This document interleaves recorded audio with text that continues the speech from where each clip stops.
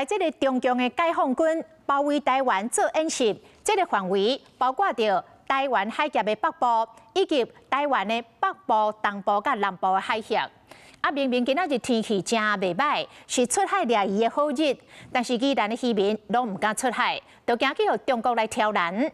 小琉球的渔民接到通知，嘛赶紧甲船驶转去港边。今仔日代表要进行军演，就伫咱附近的海面、台湾附近的海面，麻烦大家要注意安全。透过放送呼吁，中国要展开围台军演，叫渔民就爱说哩。天气这么好，是出海掠鱼的好日。宜兰所有的军港煞拢是渔船，有的讨海人真烦恼，唔敢出海。有时我们在那边海域捕鱼啊，也是会担心啊，也是会有所警备啊。有在那边海域，我们就尽量不要出港。那这几天呢，这样子就没有收入，那该怎么办？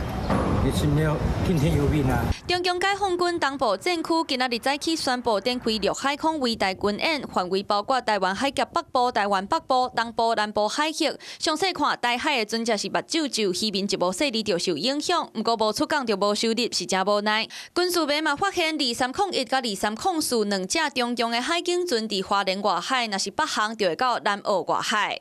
小琉球的港边，船只停到满，阁有船只赶紧驶转来。中国的海上军演，互靠海食饭的渔民成做上大的受害者。今日听讲要军演，阮出去到一半，阁拢大啊。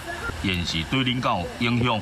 有啊，我都出去掠鱼，这个冰话我去用冰就咩啦。演习在海上对渔民来讲也相当的危险。